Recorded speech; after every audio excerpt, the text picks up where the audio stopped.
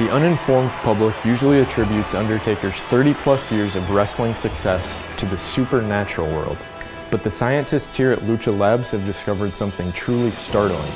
The Undertaker's legendary career is really due to his blood composition. We performed a blood test on The Undertaker and found that the Lord of Darkness has 23.2 grams of iron in his body. The average male only has 4.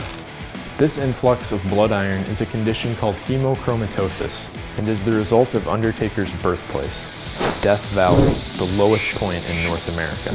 Taker spent his formative years closer to the Earth's core than most people, absorbing super-duper iron concentrations from the ground and into his body.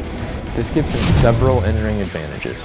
First, science postulates the amount of iron in the human body is directly proportional to the level of strength. This makes Taker one of the strongest men to ever step into the squared circle. Despite being only 6'10" and weighing just 305 pounds, The Undertaker has been able to tombstone opponents much larger than himself. The Undertaker's eye roll and throat slashing motion before the tombstone localizes all the iron from his body into his arms. This gives him extra power for impaling his opponent's head into the mat, which renders their olfactory glands temporarily useless. This is why it's nearly impossible to kick out of a tombstone. In fact, the tombstone is so dangerous that The Undertaker finishes the move by folding his opponent's arms over their chest. He then pushes down on the solar plexus. This version of CPR ensures his opponent's survival. Iron has another important advantage. Its electron configuration can easily be magnetized. Paul Bearer, manager and father figure to The Undertaker, carried an urn to the ring. And he delivers it! No one has ever gotten up from 2 DDTs. When held in Undertaker's general direction, the urn attracted the iron in Taker's blood via a strong magnetic field that made Taker sit up from his opponent's devastating moves. God, he's not human. And The Undertaker sits up. He's back on his feet. Look at this. But Paul Bearer holding the urn high, transferring the power from the urn into the body of the Undertaker. Undertaker replaced the urn with a large motorcycle during the latter half of his career, reasoning that a larger magnet would create a larger magnetic field, and thus, more power.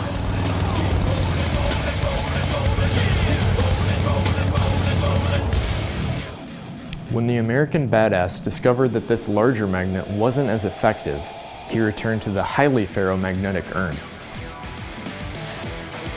Thanks to Taker's success in the ring, a bevy of wrestlers would go on to dabble in blood therapy. Eventually, this stable of wrestlers grew big enough that Taker formed an LLC. He called this company the Ministry of Darkness. The ministry would go on to merge with Shane McMahon's corporation to form the Corporate Ministry, a pharmaceutical company that was later shut down due to violating the WWE's wellness policy. As time went on, The Undertaker began appearing less frequently on TV. Some speculated that his limited schedule was due to old age. In reality, the elevated iron levels in Taker's blood set off highly sensitive body scanners, prohibiting him from getting past airport security. Frustrated by the TSA's increase in travel restrictions, Taker hung up his gloves after WrestleMania 33.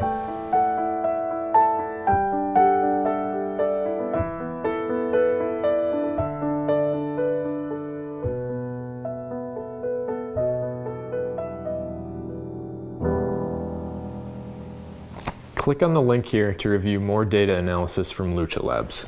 If you haven't already subscribed to the channel, please click on the button below. And if you have already subscribed, thank you for supporting the sciences.